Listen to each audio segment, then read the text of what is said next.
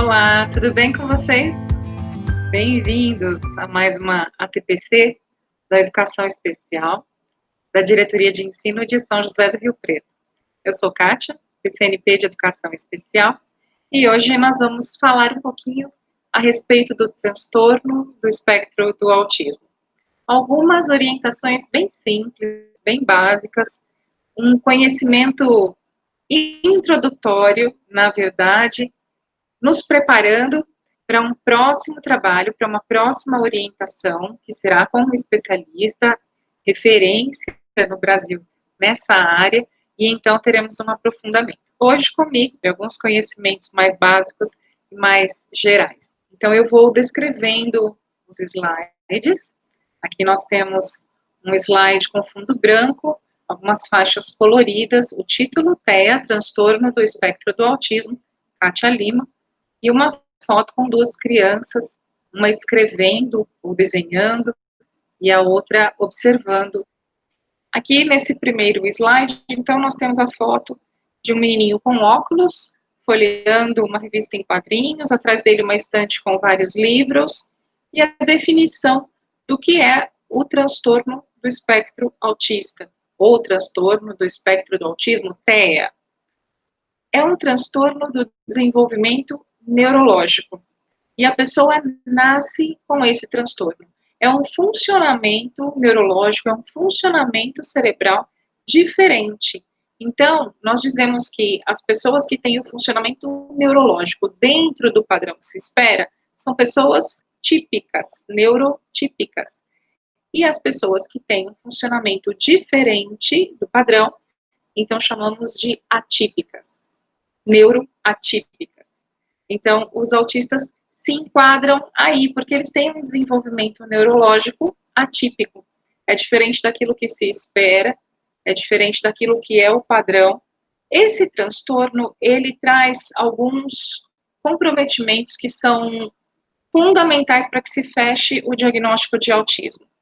Ele dificulta principalmente três áreas: a comunicação, a interação social, e também dificulta alguns aspectos comportamentais.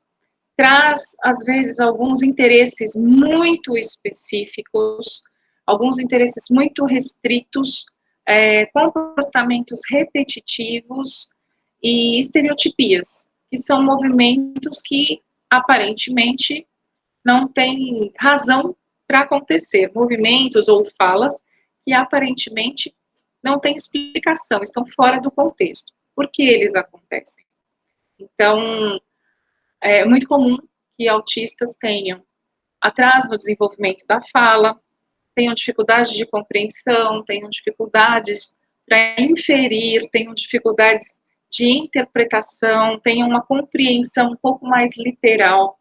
É comum que pessoas com autismo tenham dificuldades de socialização, e é comum também encontrarmos as estereotipias. Então, as ecolalias, né, são as repetições, às vezes de cenas de filmes, de desenhos animados, falas de personagens, e eles repetem, ou palavras que eles ouvem e repetem aquilo em outros momentos, fora de contexto, e também com relação aos movimentos, a parte motora. Então, os movimentos que nós chamamos de flapping, que é o balançar das mãos, quando a pessoa está ansiosa, nervosa ou está feliz, então balança as mãos, andar em círculos muitas vezes, observar objetos que fazem um movimento circular, são alguns exemplos de estereotipias, tá bom? Vamos avançando aqui. Algumas características. Quando nós falamos em autismo, nós temos algumas características, mas não podemos generalizar, porque o próprio nome já diz, transtorno do espectro. Espectro significa um universo. Então, dentro desse universo, a diversidade é imensa. Nem todo autista tem dificuldade com toque, como se pensa. Tem autistas que abraçam, que beijam, que não tem problemas com isso. Nem todo autista tem dificuldades com barulho, também como se pensa. Nem todo autista é gênio, nem todo autista fica se mexendo, se balançando para lá e para cá. Enfim, Existem alguns mitos também que nós temos e precisamos desfazê-los, e não podemos tentar encontrar as mesmas características em duas pessoas que têm autismo. Elas serão totalmente diferentes, assim como nós todos somos diferentes. Dentro do autismo, quais são as 3 áreas que predominantemente são comprometidas? Comunicação, interação social e movimentos repetitivos, interesses restritos. São as 3 áreas que fecham o diagnóstico, que geralmente são comprometidas. Mas existem uma série de outras características que podem ou não estar presentes em alguns autistas e em outros não. Isso varia muito. Não dá para generalizar. Algumas dessas características, então, não faz ou evita o contato visual. Quando fala com você, não consegue fixar os seus olhos. Não aponta objetos. Algumas vezes, crianças pequenas podem utilizar o braço do pai ou da mãe para pegar determinada coisa, mesmo que esteja ao alcance dela. Ela faz com que o corpo da outra pessoa seja a extensão do seu próprio corpo. Ela conseguiria pegar, mas ela não faz isso, e ela também não aponta, não diz o que ela quer, mas muitas vezes usa o braço do pai, o braço da mãe, ou do professor, de quem estiver ali, para conduzir até aquilo que ela quer. Parece não ouvir, isso é muito comum e muitas vezes é confundido com deficiência auditiva.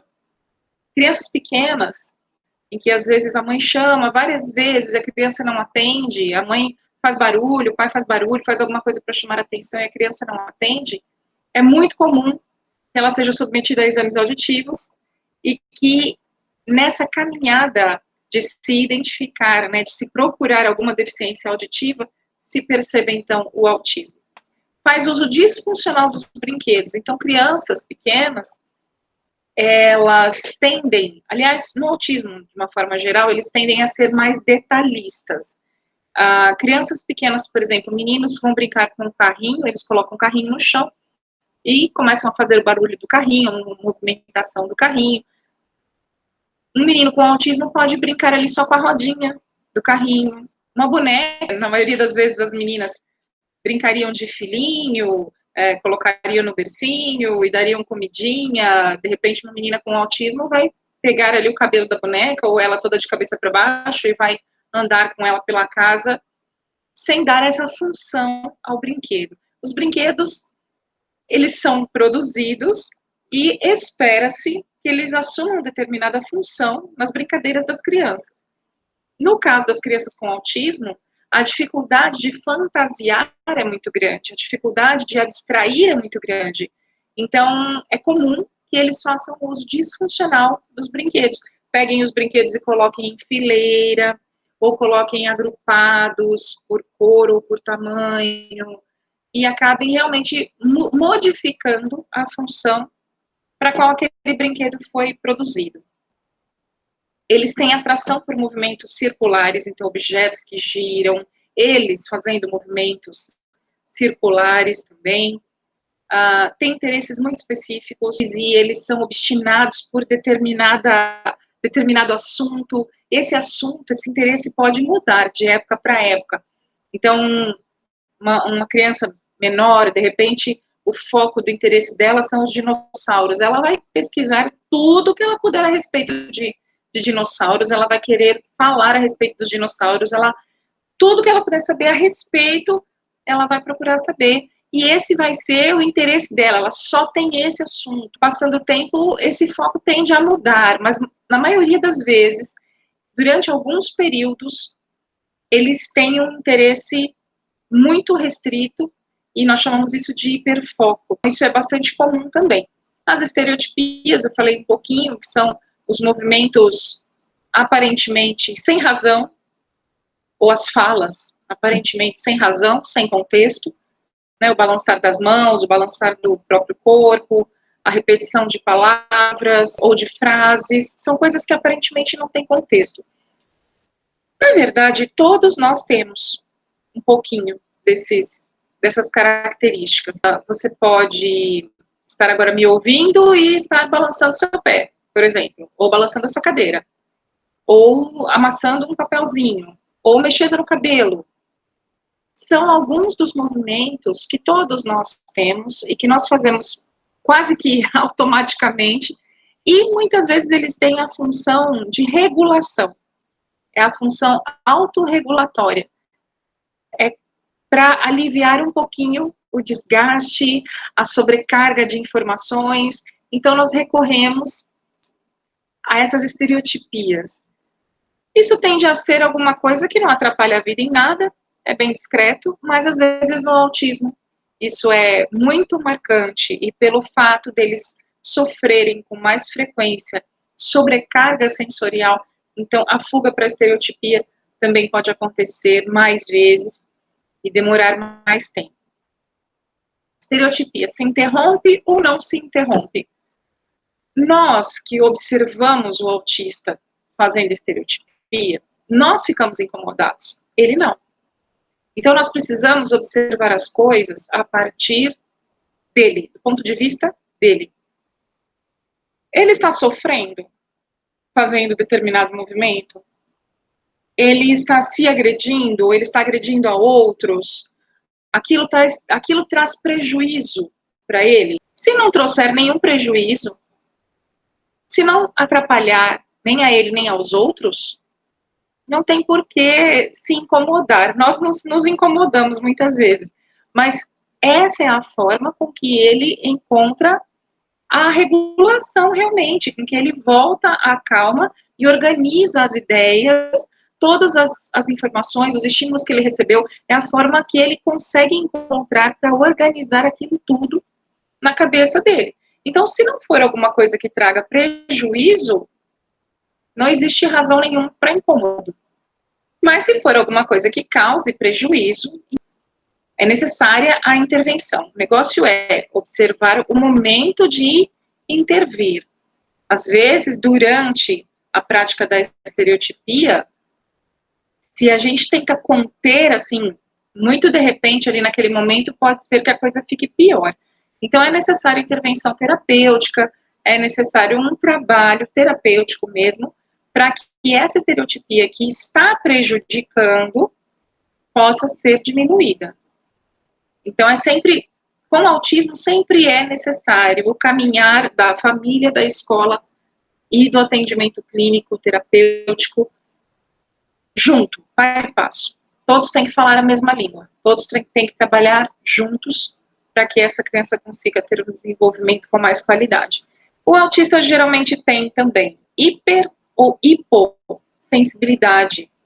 Então, alguns autistas podem ter aquela dificuldade com o tato, né, e aí aqueles que não gostam de toque, podem ter algum problema com o excesso de barulho, com muita informação visual, com cheiros, com sabores. É muito comum que o autista tenha seletividade alimentar, que ele tenha a tendência de comer sempre as mesmas coisas, por causa da textura de determinados alimentos, do barulho que esses alimentos fazem enquanto são mastigados, do sabor desses alimentos, do cheiro. Então, tudo isso influencia, e é muito comum que eles tenham seletividade alimentar também. Pode ter hiper ou hipossensação, né? Então, por exemplo, alguns se machucam e não sentem, parece que aquilo não dói, que é a hipossensibilidade. Então, tanto uma coisa quanto outra podem existir.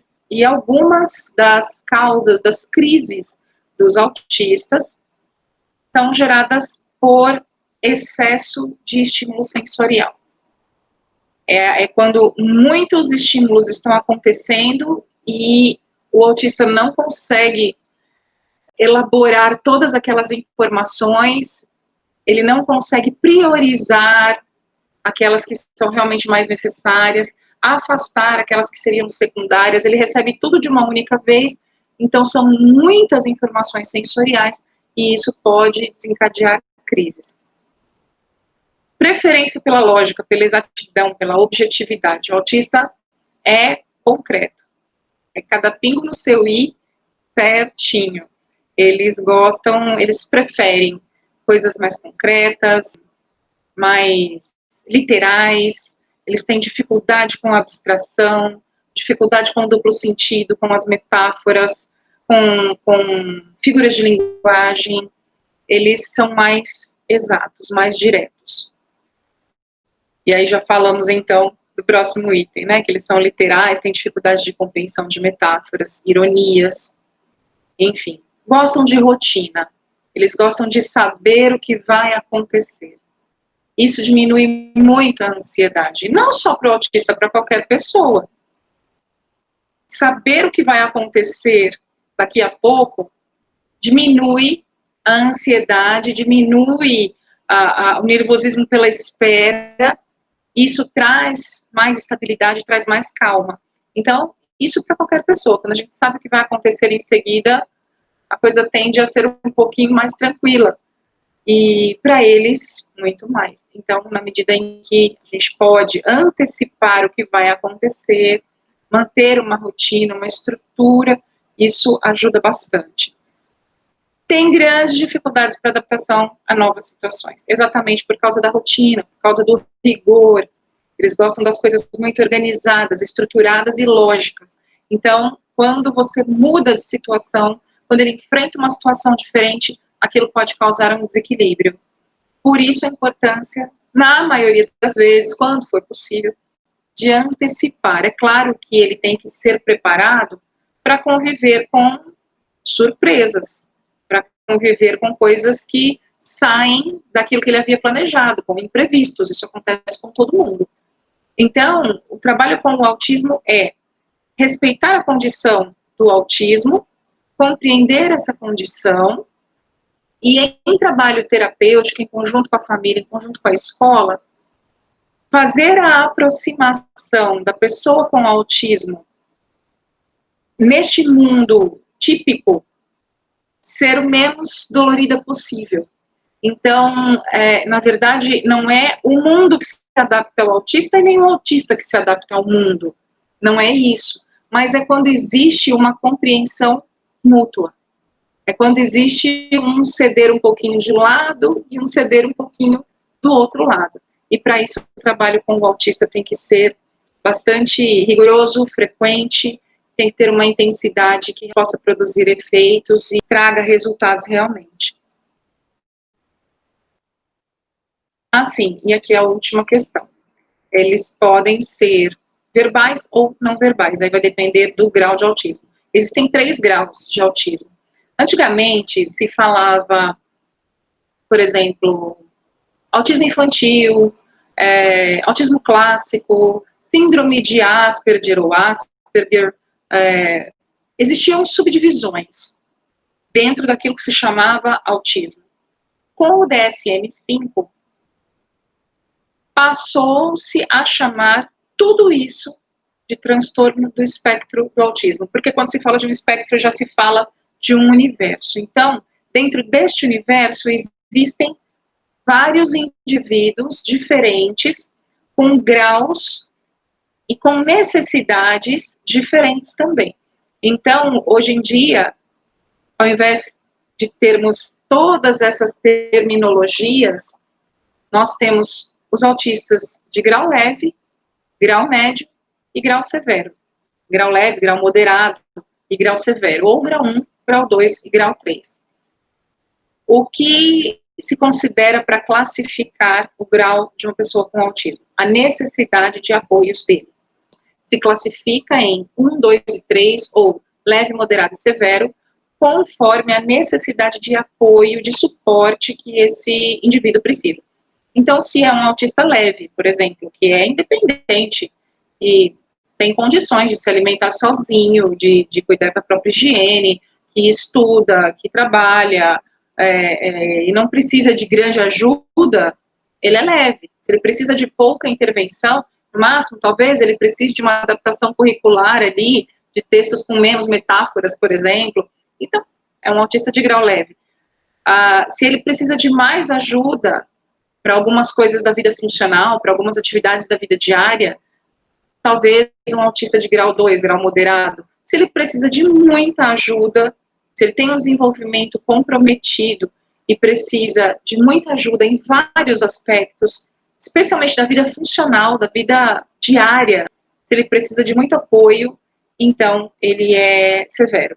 Geralmente, né, ou grau 3, geralmente esses severos não são verbais. Como eu disse para vocês, é comum que no autismo o desenvolvimento da fala aconteça com maior atraso.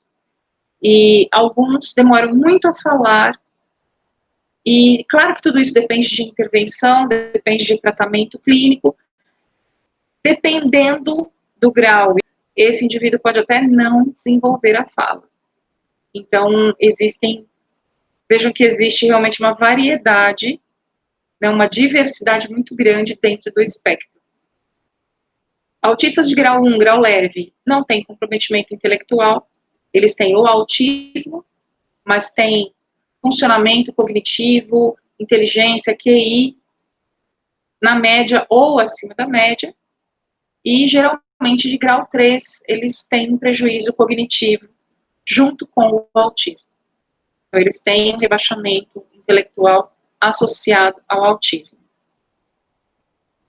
Aqui algumas informações. Então, a média é de 1 em cada 100 crianças com autismo, em cada 100, uma. Só que isso já tem diminuído, hoje em dia já se fala de 1 em cada 60. A predominância está nos indivíduos do sexo masculino, e as causas são múltiplas. Ainda estão em pesquisa, não existe uma causa definida para o autismo, que se sabe que existe um fator genético muito importante, mas ainda não se tem uma causa específica. A inteligência, como eu disse, pode ser comprometida ou não.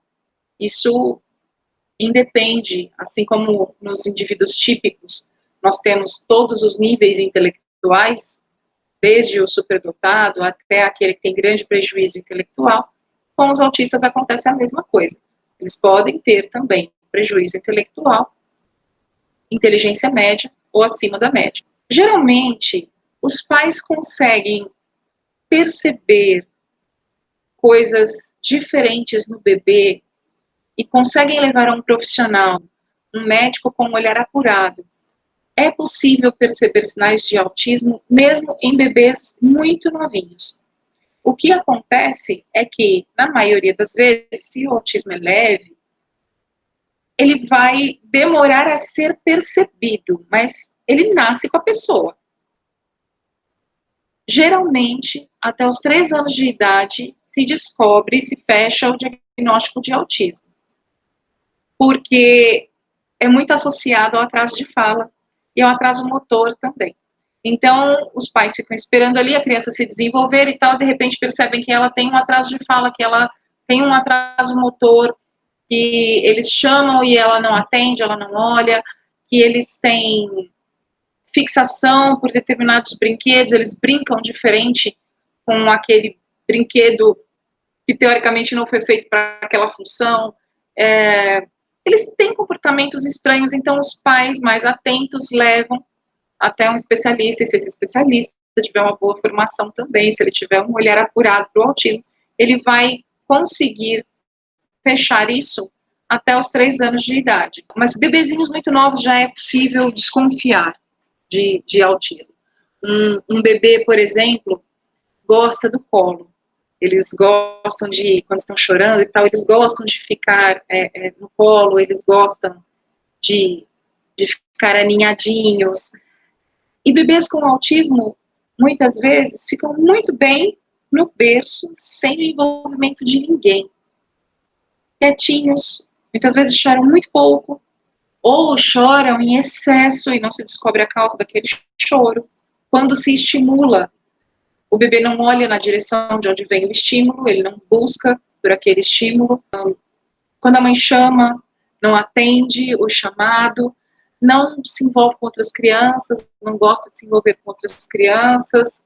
É claro que isso, um bebê, ele não se envolve mesmo, eles têm aquela fase, assim, de estar ali no mesmo espaço, mas brincar cada um com o seu brinquedo, né? Isso é comum dentro das fases do desenvolvimento. Mas ele geralmente não interage muito, então é possível se forem pais mais atentos, de repente pais que já tiveram outros filhos, que conseguem perceber isso e levar até um especialista. Agora, pais de primeira viagem, muitas vezes, não percebem algumas coisas e só vão perceber quando existe atraso de fala, e aí levam a criança até um especialista, e aí começa a investigação a respeito do que possa ter causado aquele atraso, e se chega, às vezes, à conclusão de autismo. Mas, como eu disse, pessoas que têm autismo muito leve, que estão no espectro, mas que têm um autismo muito leve, crescem, passam a vida sendo vistas como pessoas esquisitas, excêntricas, com manias, e têm suas dificuldades, mas conseguem encontrar estratégias e vão sobrevivendo, independente daquelas dificuldades, ou sofrendo muito em função daquelas dificuldades, mas encontram ali um jeito de se organizar e de viver, de desenvolver os seus relacionamentos e de estudar e ter profissão, enfim. Eles sofrem, mas eles conseguem. Então, quanto mais severo for o autismo, mais cedo se descobre. Quanto mais leve, a tendência é que mais tarde se descubra. Pessoas com autismo muito leve, é comum, e elas ficam muito chateadas, quando os outros falam, nossa, mas você nem parece autista, você fala, você estuda, você fez faculdade, você nem parece autista. E existem autistas na nossa convivência e sem diagnóstico. É muito comum que pais, quando levam seus filhos para toda essa jornada clínica, até fechar o diagnóstico, enquanto se fecha o diagnóstico do filho, também se fecha do pai, porque aí se descobre que o pai também tem autismo, o pai ou a mãe também tem autismo, muito leve, então passou a vida sem ser diagnosticado. Aqui nós temos duas figuras, um menininho e uma menininha, que apontam algumas das características do autismo. Como eu disse, não dá para generalizar, mas são algumas das características que costumam estar presentes em alguns autistas, ou na maioria deles.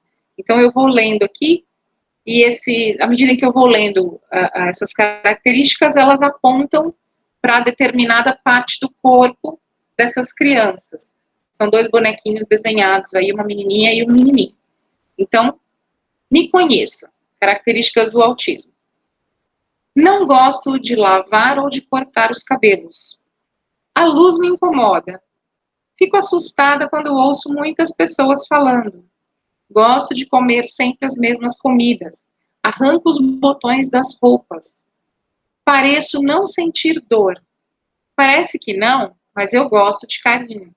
Não controlo bem minhas funções motoras. Gosto de andar na ponta dos pés e caio muito. É muito comum também. Crianças autistas, quando começam a andar, criarem o hábito de andar na ponta dos pés, não abaixarem os pés. Isso tem a ver com a sensibilidade tátil. Tenho dificuldade para me concentrar. Ruídos e sons fortes me incomodam. Seleciono comida, pessoas e objetos pelo cheiro. Seleciono meu alimento. Sou muito apegado com meus brinquedos. Tenho dificuldades para me vestir só. Me sento com as pernas em W. A mamãe me calça, mas eu prefiro estar com os pés descalços. Então, são algumas das características. É possível encontrar tudo isso numa pessoa com autismo, ou algumas dessas coisas, enfim. Não dá para generalizar. Não existe um autista igual ao outro. O que fazer? O cérebro da pessoa com autismo funciona de uma forma diferente da pessoa típica. Ele processa as informações e ele responde de uma forma e em um tempo muito diferente e muito particular. Então, algumas características aí a gente vai conversando a respeito delas. O contato visual, a dificuldade em olhar nos olhos. O autista é muito detalhista. Então, tem a ver com uma teoria chamada teoria da coerência central. Quando nós olhamos uma pintura, um objeto, nós olhamos o todo. Então, se vamos observar um quadro, é uma paisagem, eu bato o olho e sei que aquilo é uma paisagem. A pessoa com autismo, ela vai desviar o olhar dela para diversos pontos daquela paisagem. Então, uma casinha lá no fundo, uma árvorezinha em tal lugar, uma montanha mais para trás.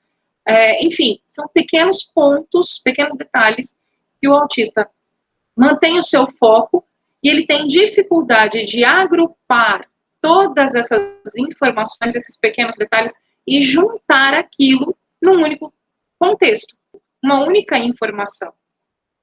Até que ele consiga olhar todos aqueles pontinhos que gritam no cérebro dele, na verdade, e unir aquilo tudo e formar uma única informação, paisagem, ele demora bastante. Então, talvez seja por isso a dificuldade também de olhar nos olhos. Os olhos são o nosso centro. Quando nós vamos conversar com alguém, nós olhamos para o rosto. O rosto é o centro da pessoa. Os olhos são o centro da pessoa. E o autista, ele percorre vários detalhes. E quanto mais detalhes ele percorre, mais informação ele recebe. Quanto mais informação ele recebe, mais estímulo. Quanto mais estímulo, mais pesado fica para organizar tudo isso no cérebro. Mais sobrecarga. Então, talvez por isso a dificuldade de olhar nos olhos. Eles têm mesmo a tendência à observação mais periférica e não central. Atenção compartilhada. Eles têm também grande dificuldade com isso, de prestar atenção no interlocutor e no objeto ao mesmo tempo, por exemplo. Então, eu estou conversando com você aqui, de repente, entra uma pessoa, abre a porta aqui atrás de mim, tem uma porta. A pessoa abre. Eu estou conversando com você. Eu olho para a pessoa, vejo o que está acontecendo e volto a olhar para você e continuo mantendo o mesmo assunto. Embora tenha acontecido um outro estímulo. Então, veja, eu triangulo a minha atenção. A pessoa com autismo tem dificuldade com isso também. Aí uma sugestão, né, na sala de aula, na escola, o que a gente pode fazer? Propor atividades que façam com que a criança consiga focar os olhos e com que ela consiga também dividir a atenção dela. Existem várias atividades que podem ser feitas para isso. Então, se vai falar com uma criança, abaixar, ficar na altura da criança, pegar um objeto que ela gosta, um brinquedo, alguma coisa que ela gosta, e colocar aqui do lado, assim, dos meus olhos. Então, eu estou chamando a criança, estou na altura da criança, com um objeto, um bichinho que ela gosta, que chama a atenção dela. E chamo o nome dela, e ela vai olhar para os meus olhos. Então, talvez isso dure, assim, segundo. Mas com o tempo, com o treino, eu vou aumentando essa estimulação, aumentando esse tempo, e a criança passa a sustentar o olhar, claro que com a intervenção adequada. Mas essa é uma forma de se fazer isso. A atenção compartilhada, a mesma coisa. Trabalhar com atividades, com brincadeiras, que permitam que a criança possa dividir a sua atenção. Então, eu estou brincando com a criança aqui, eu peço para uma outra pessoa fazer um barulho ou bater palmas ali, e essa criança tem que olhar para lá e voltar para mim, posso fazer uma espécie de competição, enfim. Ver o que é que chama a atenção dessa criança para poder fazer com ela e treinar essa atenção. Imitação. Imitação é a forma como todo ser humano aprende tudo nessa vida. Tudo a gente aprende por imitação. Isso tem a ver com os neurônios espelhos. Eles são neurônios que foram descobertos na década de 90, mais ou menos. Se descobriu que no nosso cérebro existem neurônios que são capazes de observar o que o outro está fazendo e de imediatamente fazer também. Porque quando existe a ativação do córtex motor para alguma atividade, uma pessoa que esteja desempenhando essa atividade, outras pessoas que estão ali em volta observando tendem a fazer também. Então, a dificuldade no autismo é exatamente essa. Eles têm alguma dificuldade com relação aos neurônios espelhos. Então, isso ainda está sendo pesquisado. Eles têm uma dificuldade muito grande com a imitação. Então, é preciso que eles imitem para que eles aprendam. Nós todos aprendemos por imitação. se descobriu alguma coisa muito importante exatamente para o nosso aprendizado. Porque nós aprendemos por imitação. Nós falamos porque ouvimos pessoas falando, porque vemos as pessoas mexendo a boca para falar enquanto nós somos crianças, então começamos a fazer a mesma coisa. Movimentos, hábitos, enfim, que nós fazemos, foi porque olhamos alguém fazendo primeiro, fomos ensinados a fazer assim, ou ouvimos que é assim que se faz. Então, a imitação é fator fundamental para que a aprendizagem aconteça, aprendizagem de qualquer coisa. E os autistas têm alguma dificuldade com esses neurônios espelhos. Então, eles têm essa dificuldade de imitação e de empatia. A pessoa com autismo, ela tem dificuldade de se colocar no lugar dos outros. Ela tem muita dificuldade de viver aquela situação.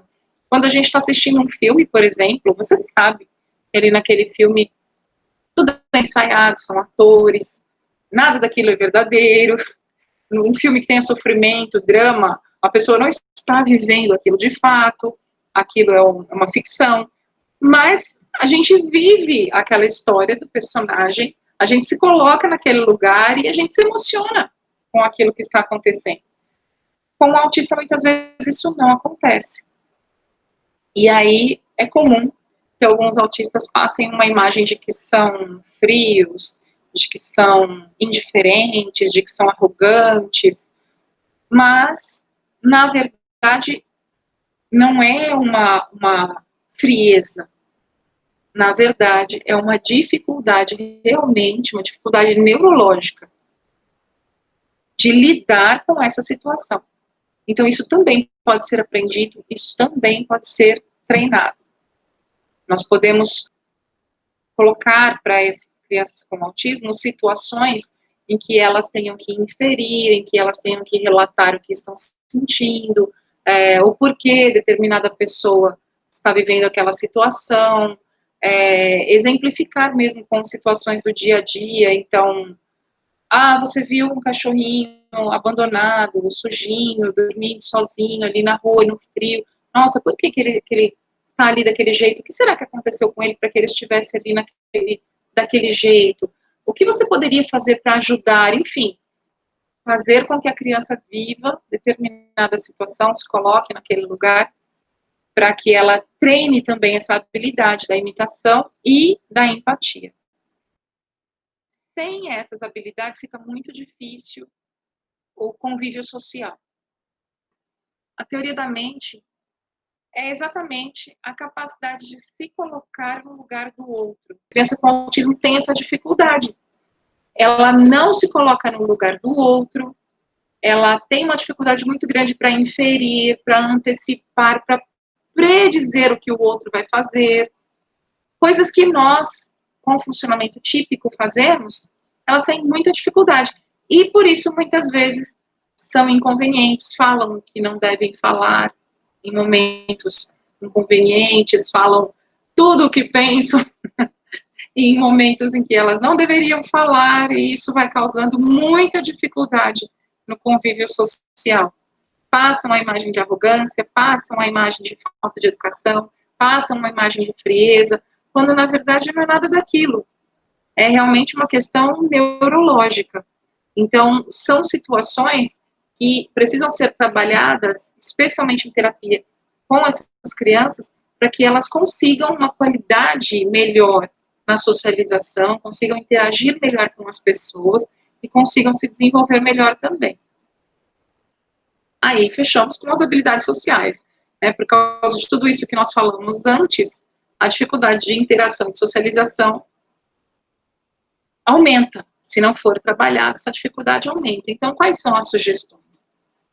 Se usa muito a imagem. As histórias sociais, as ilustrações, são muito interessantes quando se quer ensinar alguma coisa, algum comportamento, algum procedimento para essas crianças. Então, por exemplo, a criança precisa se vestir e ela não sabe, ela não tem essa independência para se vestir adequadamente, para ir a determinado lugar. Então, eu posso montar uma história social com essa criança, com o passo a passo.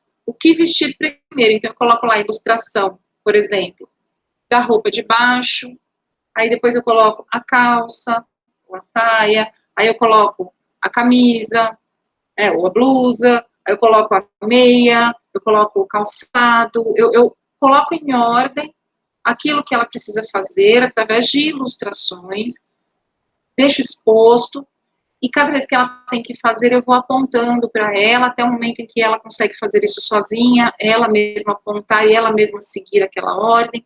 Eu posso, por exemplo, quando a criança está muito ansiosa, com muita raiva ou muito triste, eu posso fazer uma história com ilustrações também, de quais devem ser os procedimentos quando ela se sentir assim. Então, você está com raiva? Posso fazer lá a carinha da criança com raiva ou chorando. Aí a figura seguinte, então você vai ali para aquele cantinho, eu crio um canto para ela ali, o cantinho da calma, por exemplo, coloco lá uma almofada, alguma coisa, você vai ali para aquele cantinho, aí uma figura seguinte, você vai contar até 10, ou você vai respirar fundo, e depois você se levanta. Então, todas essas coisas ilustradas para que ela consiga obedecer aquele passo a passo e construir, então, determinado comportamento. Um comportamento social, né, de bom dia, boa tarde. Então, você entra na escola, por exemplo, as figuras todas. Você vai entrar na escola, você vai dizer bom dia para a pessoa que está no portão, você vai direto para a sua sala de aula, você vai dizer bom dia para a professora que está dentro da sala. Um exemplo também. Quando se dá essas instruções para a pessoa com autismo, instruções para que ela consiga copiar, eu já estou trabalhando lá os neurônios espelho, estou estimulando a imitação, e eu estou antecipando a ela tudo o que ela deve fazer, então eu diminuo a ansiedade dela, daquele momento de, e agora, o que eu faço? Então eu já trabalho em várias situações ao mesmo tempo, com um único recurso. As histórias sociais são muito, muito legais para que a gente organize esses hábitos, esses comportamentos das crianças. E aí, se houver uma criança com alguma deficiência visual, nós podemos fazer a mesma coisa, mas através de áudio. Então, instruções orais para que a criança vá seguindo, passo a passo, tudo aquilo que ela deve fazer, na sequência em que ela deve fazer. E aí temos os transtornos sensoriais, né? São as hipersensibilidades, que são gatilhos para tensão, para situações de tensão e de crises também. E é importante nós sabermos quais são as sensibilidades desses alunos para prevenirmos algumas crises ou algumas situações que possam ser difíceis para essa criança enfrentar. É sempre importante conhecer com a família quais são as sensibilidades dessa criança. Eu já vi em escola alguns alunos que têm a hipersensibilidade auditiva e que usam o protetor auricular. Então, a própria mãe ensinou a criança que quando aquilo tiver muito insuportável para ela pega na mochila o protetor auricular e coloca e pronto, e aquilo melhora. Então, é uma saída. Nós precisamos saber quais são as sensibilidades dessa criança para, então, adequar ali o lugar da melhor maneira possível. Quanto mais nós melhorarmos as condições de adequação sensorial dessa criança, menos crises ela terá. Melhor adaptada ela ficará. Então, é um fator importante. As estereotipias, os comportamentos repetitivos e o hiperfoco. Eu falei disso logo no início, falei que é para organização mental e para autorregulação. E realmente, com relação às estereotipias, falamos a respeito disso, se houver algum prejuízo, isso precisa ser trabalhado, precisa ser tratado e diminuído. Se não houver nenhum prejuízo, não tem razão de interferir ali. O hiperfoco, né, são aqueles assuntos de interesse, são aquela obstinação do aluno, e nós podemos nos aproveitar desses hiperfocos para o trabalho dentro da sala de aula. E os comportamentos repetitivos, que tem muito a ver com a estereotipia, em busca de uma regulação, de uma organização. Com relação a hiperfoco, é muito interessante trazer o interesse do aluno para a sala de aula. Então, o aluno tem interesse em determinado assunto, vamos colocá-lo ali na rotina da sala de aula, dentro do contexto ali da sala de aula, para que ele divida aquele interesse que ele tem com os outros alunos. Isso é uma forma de socialização, para que ele também sinta que o interesse dele não é esquisito, e é um interesse que outras pessoas também têm. Então, vamos falar a respeito disso, para trazê-lo ali para o contexto da sala de aula, para que ele se interesse em ir para a escola, em participar das atividades escolares, e para que ele tenha uma sensação de pertencimento mesmo. Ele faz parte ali daquele grupo, o que ele se interessa tem importância também. A teoria da coerência central, que eu falei antes, a respeito dos detalhes e da observação do todo. É difícil para o autista reunir todos os detalhes e ter uma única informação a respeito daquilo. Eles precisam, então, de atividades muito objetivas, com poucos detalhes, com poucas informações, com uma linguagem objetiva, clara, limpa, simples, direto, comandas pequenas, objetivos pequenos que eles possam cumprir um a um, passo a passo, para o autista funciona muito bem. E sentimentos e emoções. As pessoas com autismo têm dificuldades de compreender, de expressar e de lidar com os sentimentos e com as emoções.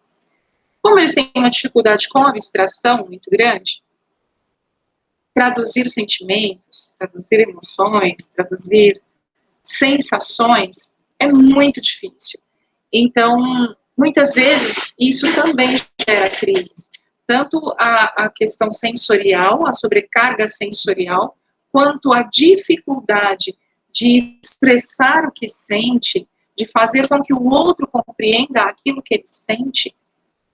Tudo isso pode provocar na pessoa com autismo uma sensação de desconforto e de sobrecarga tão grande que ele acaba entrando em crise. Então, é importante que a gente traduza para ele o que ele está sentindo, para que ele aprenda também a traduzir o que ele está sentindo. Então, olha, você está com raiva. E quando você sente raiva, você não precisa quebrar as coisas, você não precisa se bater. Você pode pegar essa bolinha aqui e apertar cada vez que você ficar nervoso, cada vez que você ficar com raiva. Enfim, a gente traduz para ele o que ele está sentindo e já canaliza aquela emoção para algum escape. Então, é importante conversar com ele e traduzir para ele o que ele sente, fazer com que ele entenda que o que ele sente é compreensível, nós estamos entendendo, estamos compreendendo, sentimos às vezes as mesmas coisas e como nós lidamos com essa situação. E aí nós estamos trabalhando com ele várias coisas, a autorregulação, o controle do comportamento, a própria compreensão de si mesmo, a percepção de si mesmo, a imitação. Estamos trabalhando diversos aspectos que para o autista muitas vezes são prejudicados. Alguns têm uma dificuldade imensa com o não, com a contrariedade. E pelo fato, né, pela dificuldade de comunicação, de interação social, de expressar o que sente, de compreender o que sente, a dificuldade com a empatia, eles acabam tendo um baixo limiar à frustração. Isso é uma coisa que é quase que automática e natural, acho que para todos. Quando eu não consigo fazer com que o outro me entenda, ou eu não consigo explicar o que eu tenho, ou eu não consigo me comunicar, isso tende a causar uma frustração imensa, uma revolta imensa, e aí sérias consequências. Uma sugestão para aquele indivíduo com autismo que tem também o transtorno opositivo desafiador, o TOD, porque a comorbidade é comum, é o jogo inverso. O não, ele pode ser o causador de algumas crises. Então, a gente pode tentar inverter ali a ordem. Em vez de dizer para ele, não corre, você diz para ele, senta. É claro que, em terapia, ele deve ser trabalhado para lidar com tudo isso, porque ele vive num mundo em que isso existe. Então, ele precisa também se adequar a essas situações. Mas funciona também quando nós colocamos a ordem inversa, numa situação dentro da escola, por exemplo. Birra ou crise? Quando é que ele está fazendo birra? Quando é que ele está fazendo crise? Existem alguns estudiosos que separam esses assuntos, birra e crise, outros não. Outros estudiosos entendem que não é produtivo separar o que é uma birra de uma crise, enfim. Birra, geralmente, o que se encontra como definição quando a gente pesquisa a respeito disso, é que é um comportamento que revela contrariedade, é insatisfação. Então, existe alguma coisa que está acontecendo que a criança não aceita, que a criança não gosta, ela vai se manifestar. E, geralmente, ela faz essa birra porque ela quer atenção, porque ela quer chegar a determinado objetivo. Ela tem um objetivo já definido. Então, ela faz aquele tipo de comportamento porque ela sabe exatamente o que ela quer ganhar com isso. Então, alguns autores chamam isso de birra. E a sugestão seria retirá-la do centro das atenções, ignorar completamente, talvez algum tipo de punição com relação a isso. Alguns autores, então, entendem que isso é a birra. E que a crise no autismo aconteceria por sobrecarga sensorial ou uma sobrecarga de sentimentos, de medo, de ansiedade, de esgotamento, de inadequação, de falta de compreensão, enfim. Seria o acúmulo de diversas sensações que em algum momento deixa a pessoa esgotada e ela precisa extravasar aquilo e a crise acaba acontecendo. Então, alguns estudiosos entendem que a diferença é exatamente essa. Na crise não existe um objetivo definido, não existe um objetivo a ser alcançado. Ela acontece como um escape para aquele excesso de estímulos que a criança recebeu, para aquele excesso de sensações a que ela foi exposta. Ela não deseja ser o centro das atenções. Ela tem aquela reação para alívio de toda aquela sensação desconfortável. Então, alguns estudiosos separam dessa forma. Birra como um comportamento que tem um objetivo definido e a crise como um comportamento que busca o alívio. Agora, tanto uma coisa quanto outra, e aí independente das divergências dos estudiosos, tanto para a birra quanto para a crise autística, o tratamento terapêutico é mais ou menos o mesmo. É o de trabalhar aquilo que pode causar a crise ou a birra, prevenir aquilo que pode causar a crise ou a birra e trabalhar com a criança como ela vai lidar quando ela for exposta a determinada situação. Então, tanto para uma coisa quanto outra, o tratamento terapêutico será exatamente o mesmo. Então, por isso que alguns estudiosos entendem que pode ser irrelevante tentar separar o que é birra de crise, porque o tratamento terapêutico para as duas coisas será o mesmo. E aí, sugestões para essas crises, para essas birras, o que a gente pode fazer? Primeiro, a prevenção. Se nós conhecemos o aluno, as particularidades desse aluno, nós conseguimos saber quais são os gatilhos para essas crises, e nós conseguimos evitar. Então, se for possível, adaptar ali o ambiente, a rotina do dia, para que não exista esse gatilho, então eu vou prevenir uma crise. Durante a crise, traduzir para a criança o que ela está sentindo pode funcionar. Algumas crianças gostam de ser abraçadas. Aí precisa conversar com os pais. Quando a gente recebe um aluno autista, é muito importante conversar com os pais e fazer uma análise funcional desse aluno. Saber com os pais o que fazer em determinados momentos, o que é que ele já está acostumado, o que é que esse aluno costuma fazer em determinados momentos. Então, algumas crianças gostam que abrace, algumas crianças gostam que balance, algumas crianças gostam que converse, outras não querem nem proximidade quando estão em crise, enfim, precisa saber o que é que ela, como ela se manifesta e do que ela gosta para tratamento durante o momento da crise, quando ela for inevitável. Então, traduzir para a criança o que ela está sentindo é uma forma de amenizar um pouquinho. Então, por exemplo, aqui, né, o que nós temos escrito no slide, você está triste porque você perdeu seu lápis, eu entendo. É normal ficarmos tristes, eu vou te ajudar a procurar. Então, né, se acalma, vem comigo, eu vou te ajudar a procurar o seu lápis. E nós vamos encontrar, e se não encontrarmos, nós vamos dar um jeito, enfim. Ir traduzindo para a criança tudo o que está acontecendo, porque ajuda com que ela mesma entenda o que está acontecendo com ela. Isso tende a diminuir um pouco a angústia.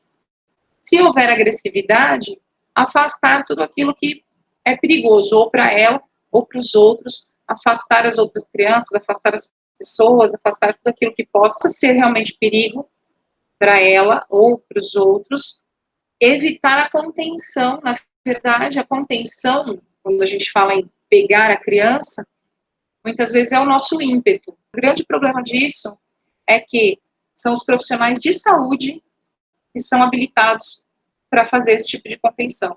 Nós, da educação, não somos. É claro que é o nosso ímpeto, mas se nós fazemos essa contenção sem o preparo devido, nós podemos causar problemas para a criança ou em nós mesmos, e isso traz uma série de consequências aí.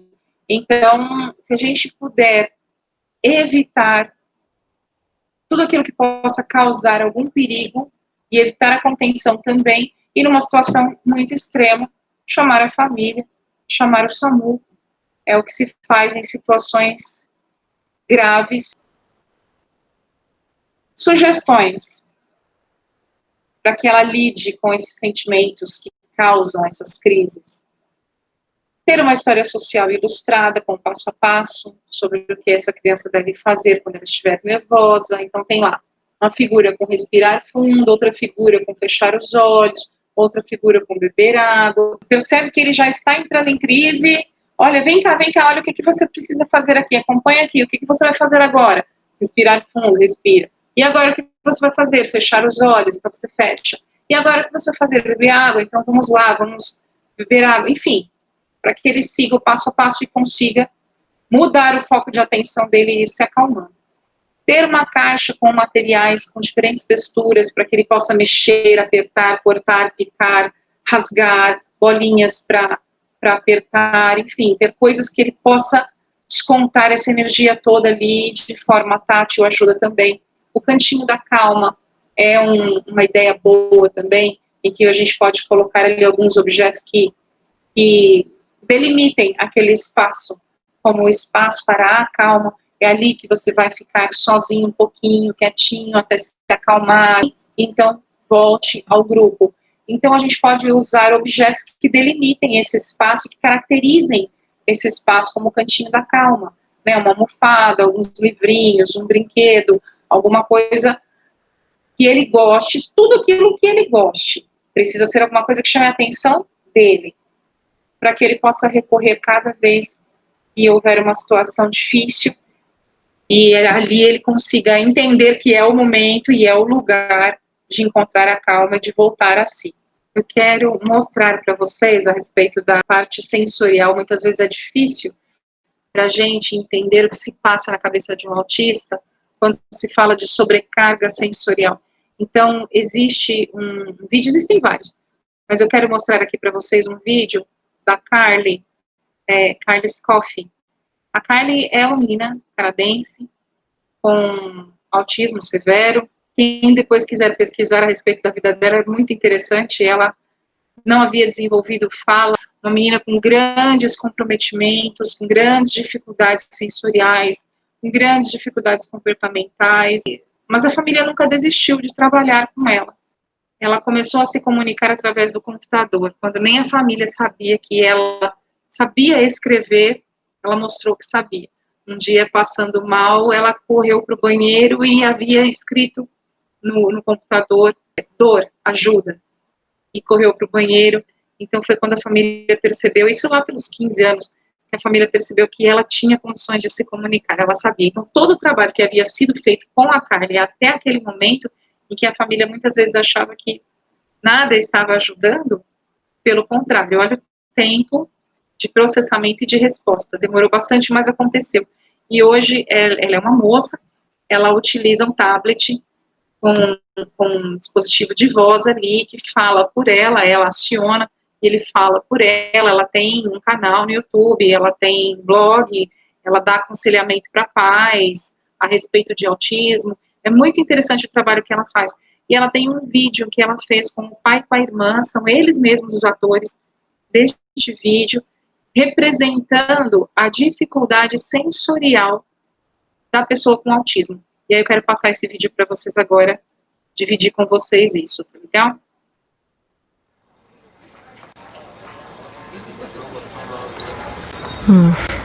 I can't wait for a coffee. Oh, hello, barista. What do you girls want? Skim soy latte?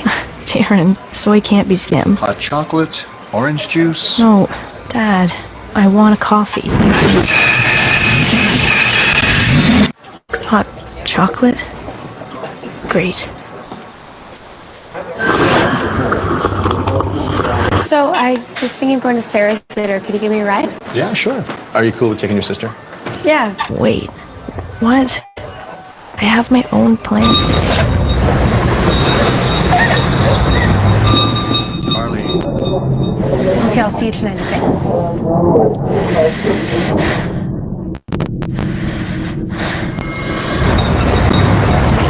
Focus.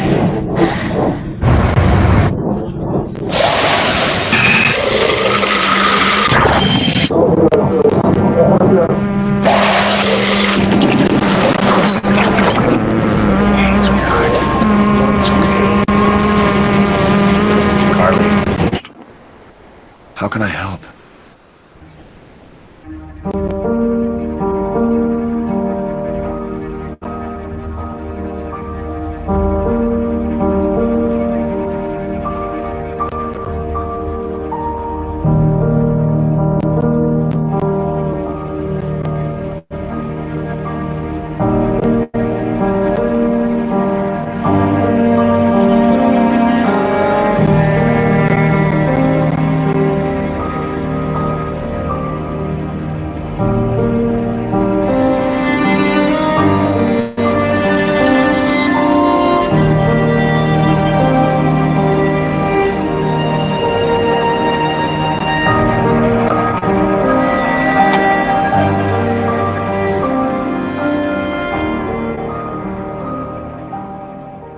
Então aqui nós vemos a dificuldade que é, como se ampliam os estímulos. Nós, neurotípicos, temos a capacidade de prestar atenção realmente em alguns estímulos e outros estímulos que estão acontecendo, às vezes até anulá-los. Enquanto eu converso aqui com vocês, se houver algum barulho, se houver alguma movimentação, algum outro estímulo, talvez eu consiga manter o foco aqui com vocês e muitas vezes nem notar que aquele outro estímulo está acontecendo. Mas para os autistas, não. Então veja a quantidade de estímulo e como é difícil lidar com tudo o que vem acontecendo ao mesmo tempo na cabeça e como deve ser difícil realmente organizar tudo isso. Porque a pessoa não sabe no que ela foca, o que ela presta atenção. E ao mesmo tempo em que ela ouvia o pai e a irmã conversando, ela queria dizer aquilo que ela pensava, mas ela não fala, então ela não dizia, e os dois falavam por ela, e o que eles falavam não condizia com o que ela pensava. E aquilo foi gerando uma angústia, e quase aconteceu uma crise. Foi quando o pai perguntou para ela, como eu posso te ajudar? Aí ele mudou. E a crise, então, consegue ser amenizada antes de acontecer. nós vamos organizar a nossa prática, eu já usei esse mesmo exemplo em outras ATPCs, é muito importante conhecer essa criança. Muito importante. Então, fase 1, observar a criança e registrar. Tudo que ela faz, como ela se manifesta, como ela se comporta, o que ela gosta, o que ela não gosta, como ela interage, se interage, enfim, observar e registrar. Fase 2, coleta das informações. Eu preciso saber com os familiares, com os profissionais clínicos, eu preciso ter informações dessa criança, a respeito das sensibilidades, a respeito do comportamento, dos interesses, das dificuldades, daquilo que a motiva, do que fazer quando ela entra em crise, se ela entra em crise, como eu posso fazer, como lidar. Eu preciso saber detalhes a respeito dessa criança para poder falar a mesma língua, aquilo que já está sendo falado em terapia e em casa também. E aí eu vou organizar para o meu aluno, de acordo com as potencialidades e as dificuldades dele, o plano do que fazer, do que ensinar. Eu preciso planejar sempre com base na potencialidade dele. Então, o que ele sabe fazer, o que ele consegue fazer, quais são seus interesses. A partir disso, eu posso verificar o que ele precisa aprender e, então, traçar um primeiro objetivo. Os professores de sala regular vão se basear no currículo. Os professores do atendimento especializado vão se planejar para o desenvolvimento das habilidades. Então, um professor regular, por exemplo, de currículo, ele vai ver o que a criança sabe fazer, o que ela não consegue fazer ainda. A partir daquilo que ela sabe, ele vai fixar um objetivo e vai providenciar estratégias para que ela alcance aquele objetivo. Na sala de recurso, o que nós vamos fazer? Observar as habilidades que ele precisa desenvolver e que ainda não foram desenvolvidas, e trabalhar com essas habilidades. Então, por exemplo, a imitação, por exemplo, o foco de atenção, por exemplo, olhar nos olhos, sentar, fazer uma mesma atividade durante 2 ou 5 minutos, enfim. É nisso que nós vamos basear o nosso trabalho.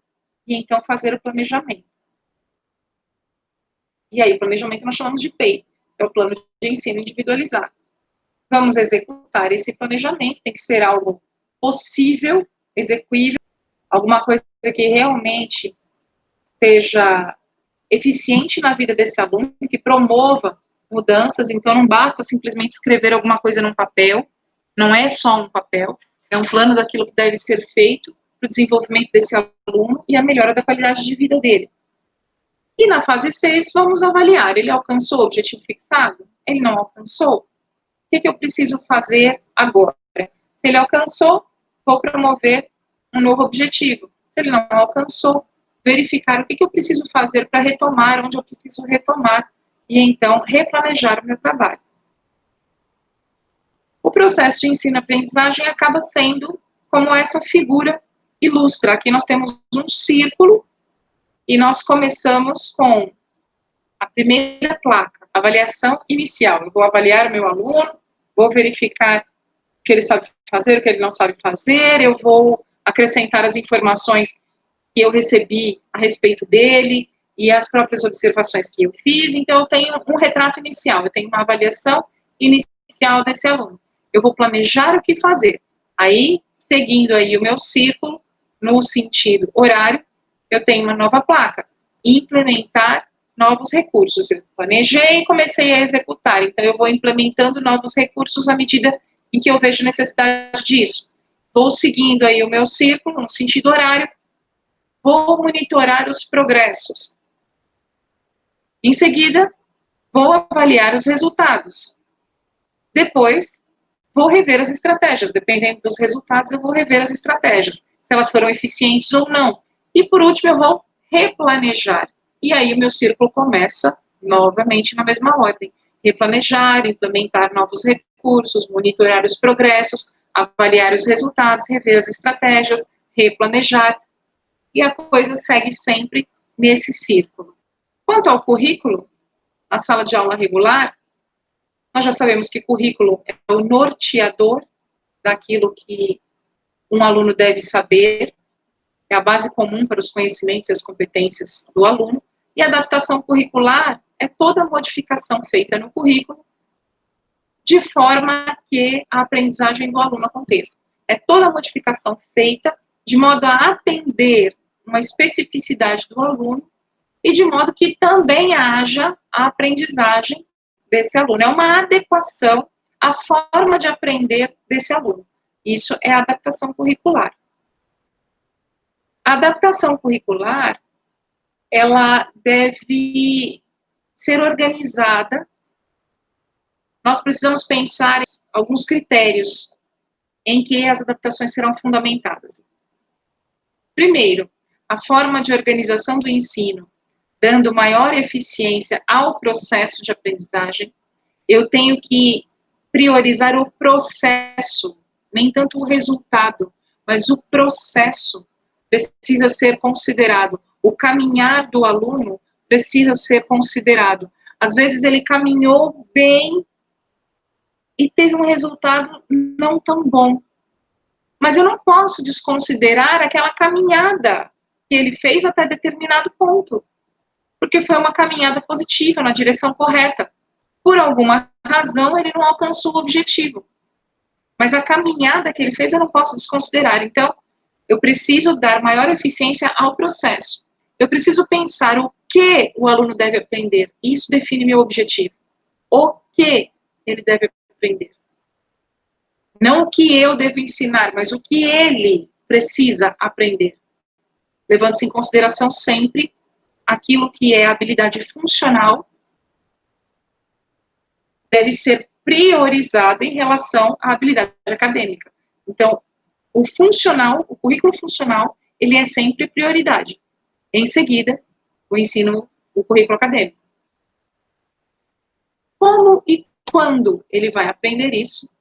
Depois que eu defini o que ele deve aprender, como e quando ele vai aprender isso, e aí eu vou definir, então, as estratégias, as metodologias, os materiais, os prazos, e como e quando eu vou avaliar, com base nos objetivos que foram fixados para ele. Em que período eu vou avaliar, vou ver se ele chegou até esses objetivos, se ele alcançou esses objetivos ou não, e vou considerar, então, o desempenho desse aluno, de acordo com o alcance ou não do objetivo que foi fixado para ele. E nós temos um exemplo de uma aula de matemática de um aluno de 6º ano que não consegue fazer um cálculo simples, mas que sabe contar até 100. Quer dizer, ele tem uma dificuldade, ele não consegue fazer cálculos simples, nem soma, subtração, nada. Mas qual é a potencialidade? Qual é o conhecimento que ele tem? Ele sabe contar até 100. Ok, então, o que esse aluno precisa aprender? Se em matemática ele conta mecanicamente até 100, ali diz, esse aluno conta mecanicamente apenas obedecendo a ordem numérica, mas não compreende valor posicional e não relaciona algarismos a quantidades. Então, se ele conta até 100, mas conta porque decorou, qual é o próximo passo? O que eu devo ensinar, independente daquilo que os meus alunos do 6º ano estejam aprendendo em matemática? Eles podem estar aprendendo outras coisas. O que este aluno precisa aprender? Qual é o próximo passo? E aí vem a sugestão. O professor poderia estabelecer como primeira meta o desenvolvimento dessa capacidade, ou seja, capacidade de relacionar algarismos e quantidades. Veja que ele conta até 100 mecanicamente. Então, o que eu vou ensinar agora? A relacionar algarismos e quantidades, porque ele conta decorando. Ele aprendeu a contar, ele decorou, memorizou e ele vai. Se der os números em desordem para ele, ele não consegue ordenar. Ele precisa, então, entender o valor posicional dos números, relacionando algarismos a quantidades. Então, este é o objetivo desse professor. É isso que ele vai fazer. Esse é o próximo passo. É o que esse menino deve aprender. Então, ele vai utilizar. Como ele vai ensinar isso? Ele vai utilizar objetos e situações concretas. E após esse objetivo alcançado, ele vai colocar uma segunda meta. A segunda meta, entender o valor e a posição de um número sem se apoiar em recursos concretos. Veja que uma coisa é muito próxima da outra.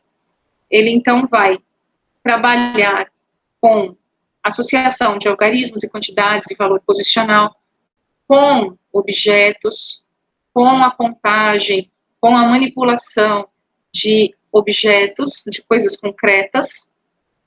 E quando o aluno compreender, quando o aluno já conseguir raciocinar com autonomia, ele vai retirar o apoio concreto para que o aluno consiga fazer isso sem esse apoio, para que o aluno consiga fazer isso num contexto abstrato. Terá o mesmo trabalho, mas sem o apoio concreto. Então, gradativamente, o aluno estará desenvolvendo habilidades matemáticas fundamentais. E aí, lá na sala de aula, tanto na sala de aula quanto na sala de recursos, o professor precisa conhecer muito bem o aluno e suas particularidades. Então, a observação desse aluno, convívio com esse aluno, a conversa com a família, isso tem que acontecer. O professor precisa conhecer esse aluno. Por quê? Conhecendo, ele consegue pensar nas adaptações que devem ser feitas na seguinte ordem. Primeiro, sensoriais. Como os sentidos podem trazer uma série de desconfortos e de crises, quanto mais eu adequar os meus estímulos sensoriais a este aluno, menos crises eu vou ter, menos desconforto eu vou ter. Então, um aluno que está bem acomodado na questão sensorial, na questão ambiental, ele consegue aprender, então ele não terá grandes dificuldades curriculares se as necessidades sensoriais e ambientais estiverem bem acomodadas. Elas devem acontecer, então, nessa ordem. Eu preciso saber quais são os comprometimentos sensoriais desse aluno, quais são os comportamentos desse aluno, para pensar em adaptações sensoriais, ambientais e, por último, curriculares. Então, o que eu devo fazer ali no meu ambiente para que este aluno fique mais acomodado? Aquilo que me for possível de acordo com a característica desse aluno. Eu preciso pensar no que eu devo fazer para acomodá-lo naquele ambiente, amenizando a estimulação sensorial, para que ele tenha maior qualidade de aprendizagem. Estando acomodado nessas questões mais orgânicas, ele fica pronto e mais tranquilo para a aprendizagem formal, para a aprendizagem curricular mesmo. E aí, se houver alguma necessidade, posso providenciar adaptações também. Em alguns casos de autismo leve, trabalhando só a ambientação ali, sensorial e tal, desse aluno, adequando isso, nem precisa fazer adaptação curricular. Aí vai depender realmente das características que esse aluno apresenta. E aí, um exemplo, se eu tenho um aluno que é hipersensível visualmente, por exemplo, ele não suporta a luz, então o que eu posso fazer ali no meu ambiente? Eu não vou colocá-lo sentado num lugar onde bata muito a luz do sol, eu vou colocá-lo sentado num lugar onde haja mais sombra, para que não tenha esse incômodo e ele possa, então, focar a atenção dele somente naquilo que estamos fazendo na sala de aula. Ter uma visão sócio-histórica do aluno, conhecer a história desse aluno. É importante conhecer esse aluno, o ambiente em que ele vive, família, o máximo possível. Ter uma visão ampla desse aluno, para entender os porquês de algumas manifestações. Fixar objetivos claros e definidos por ordem de prioridade, para então planejar caminhos para atingir. Então, conhecendo o aluno, fazendo uma boa análise funcional dele, entendendo como ele funciona, tendo uma visão ampla desse aluno, eu consigo saber o que ele precisa aprender e eu consigo planejar passo a passo o que trabalhar com ele, priorizando, de fato, aquilo que é funcional e aquilo que é curricular, acadêmico, em segundo lugar. Eu preciso elencar prioridades de tratamento. É muito importante conhecer o aluno e a rotina dele. Então, saber como é a rotina, saber se usa medicação, saber se tudo isso está acontecendo em dia, saber a respeito do desenvolvimento dele em terapia, para falar a mesma língua, para trabalhar da mesma forma. Tudo no aluno com autismo tem que acontecer com a mesma regularidade e com repetição.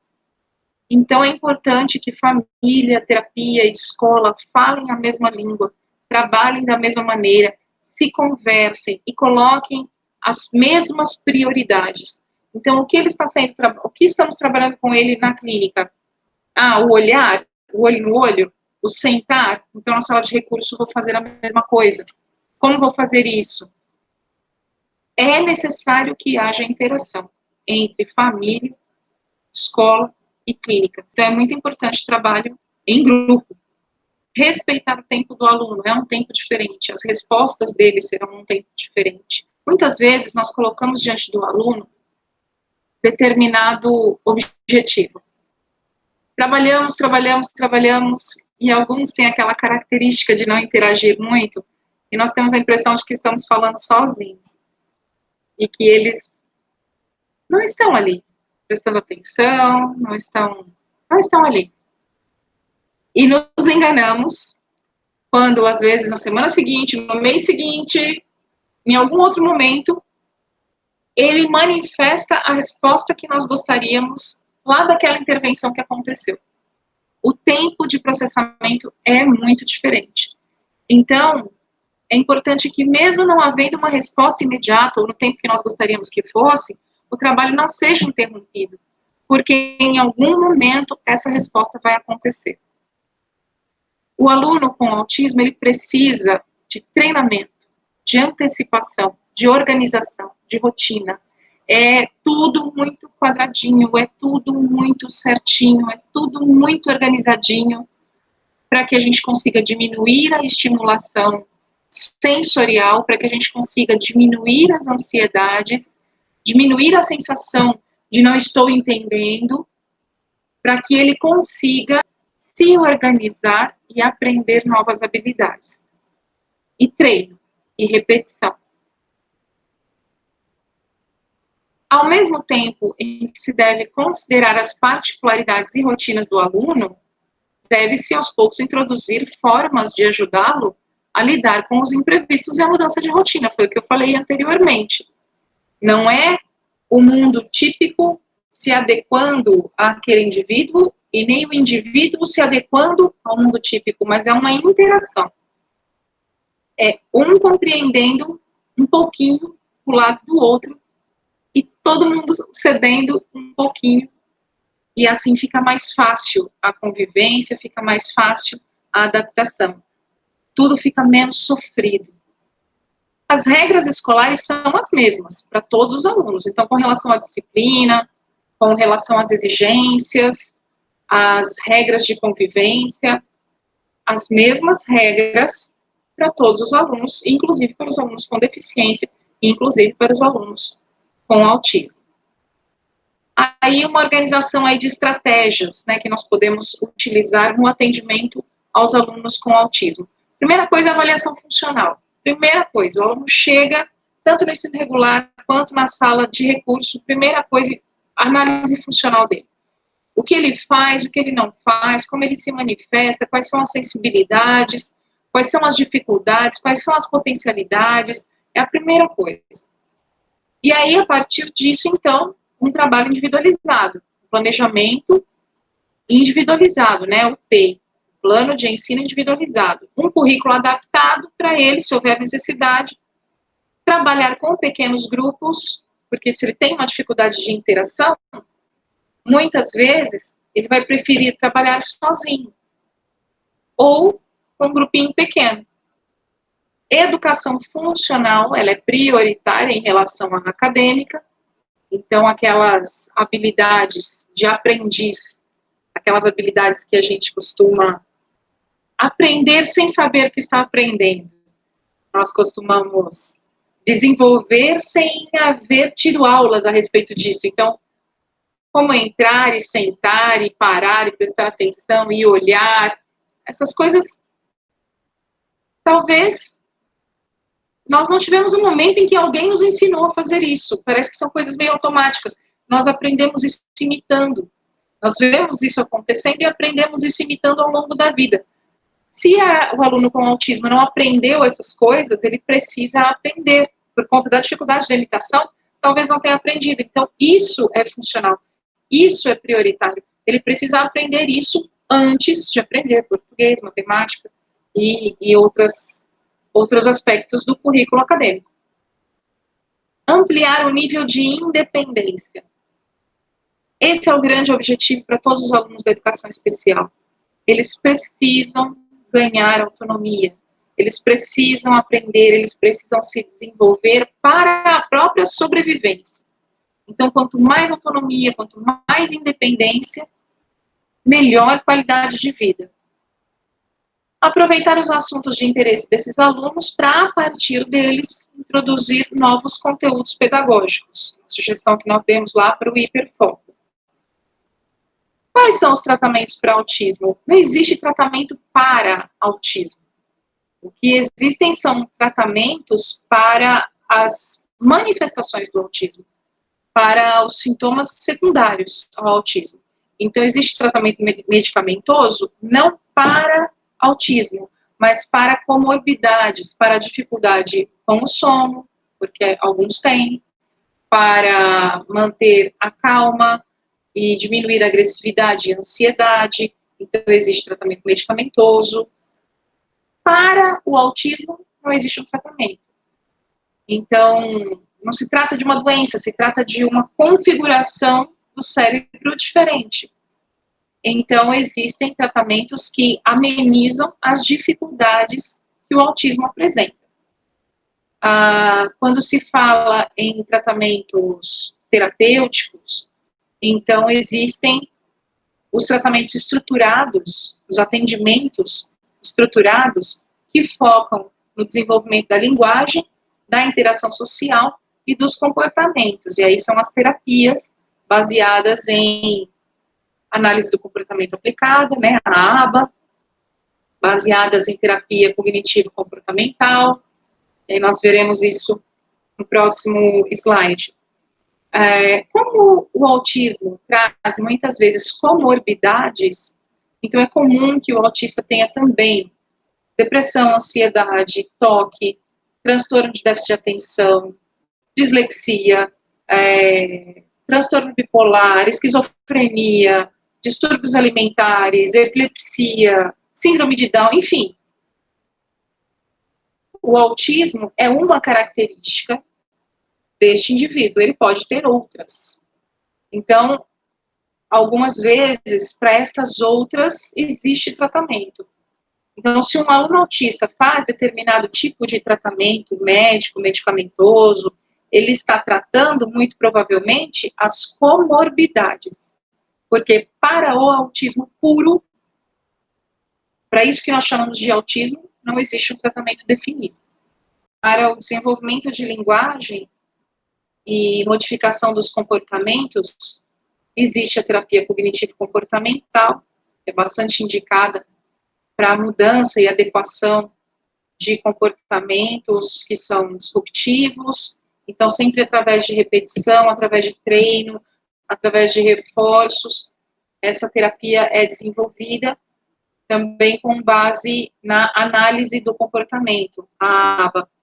A terapia ocupacional trabalha a integração sensorial, isso é muito importante, a integração sensorial de Aires é super importante para aqueles alunos que têm muita hipersensibilidade. Esse trabalho funciona muito bem também. E aí existem lá os programas, a ciência, ABA, Análise Aplicada do Comportamento, que é a partir dessa análise aplicada do comportamento que nasce a terapia comportamental cognitiva, que nasce a integração sensorial de Aires, enfim.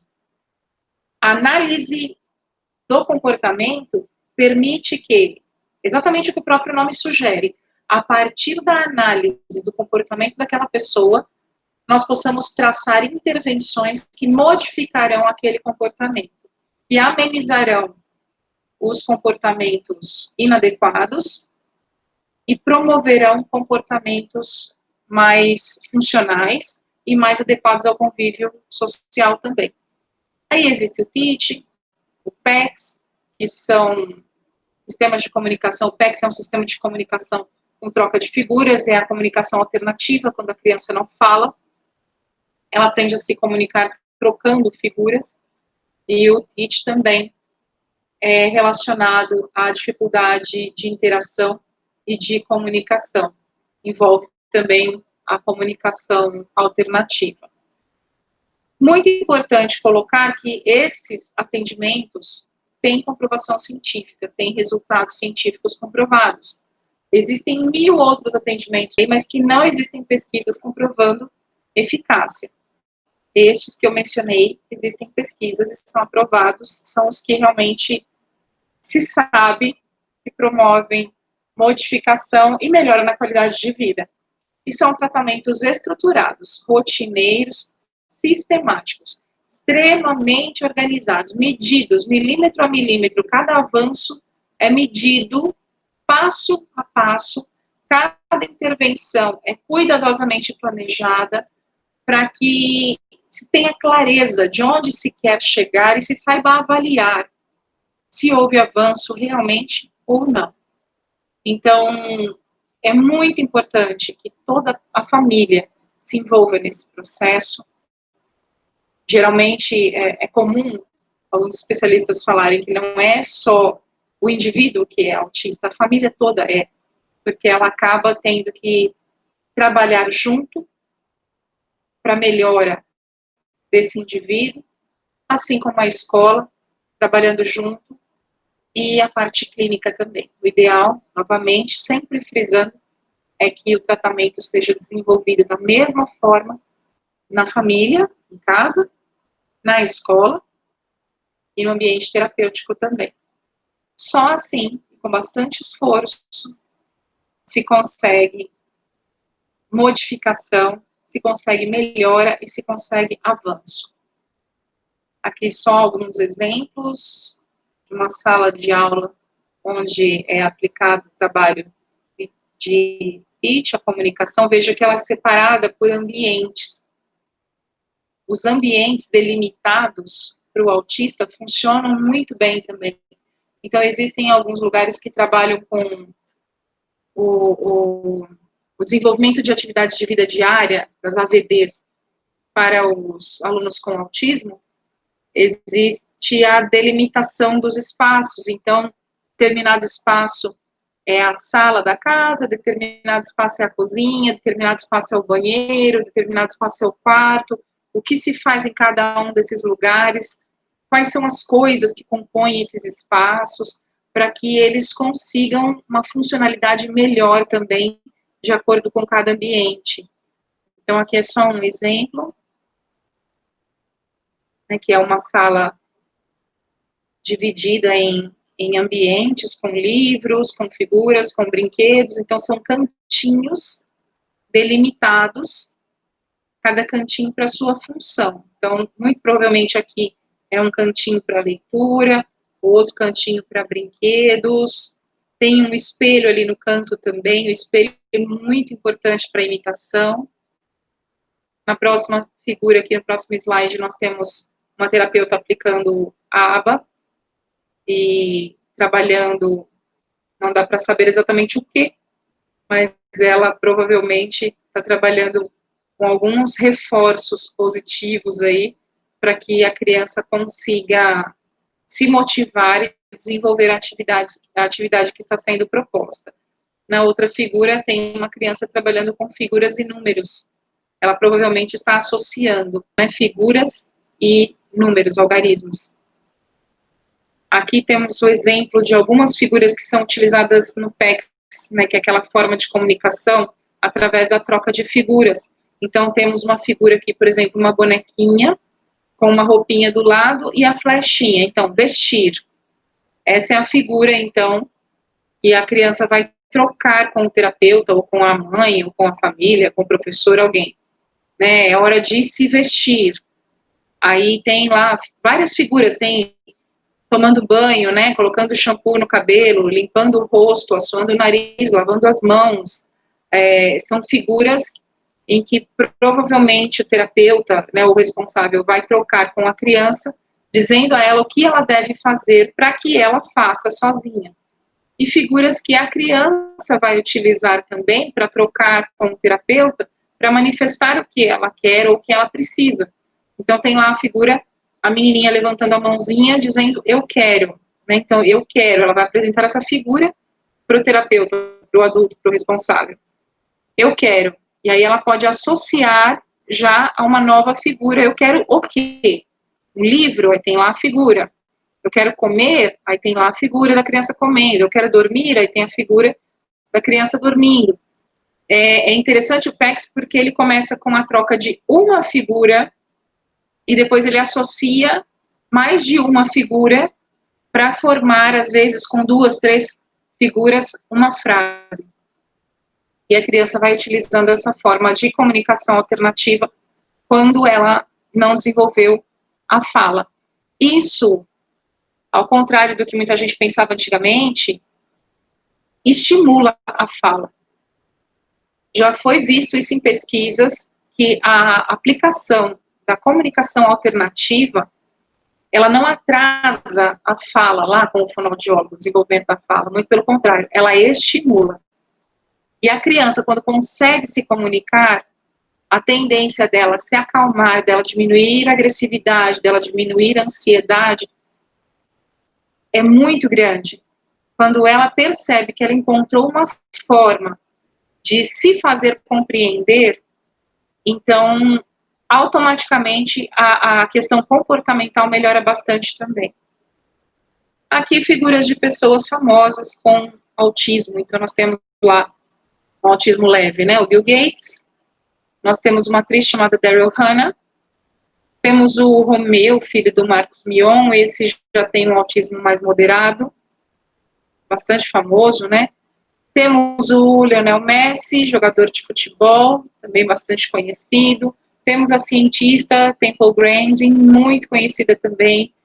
Essa mulher é um gênio, ela tem uma inteligência muito, muito acima da média e ela tem um autismo mais moderado.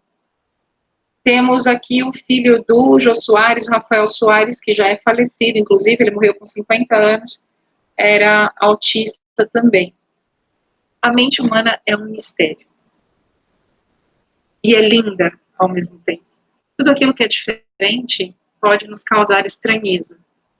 Mas que essa estranheza não nos impeça de ter contato com esse diferente, de querer conhecer esse diferente e de trazer esse diferente para perto. Porque só assim nós vamos conseguir, então, compreender e o diferente deixa de ser diferente e nós conseguimos fazer com que as pessoas que estão à nossa volta tenham uma boa qualidade de vida também. Muito obrigada por você ter ficado comigo até agora. Espero que você... Muito obrigada por você ter ficado comigo aqui até agora. Espero que esse trabalho tenha sido útil para você e fico à sua disposição. Um beijo. Tchau, tchau.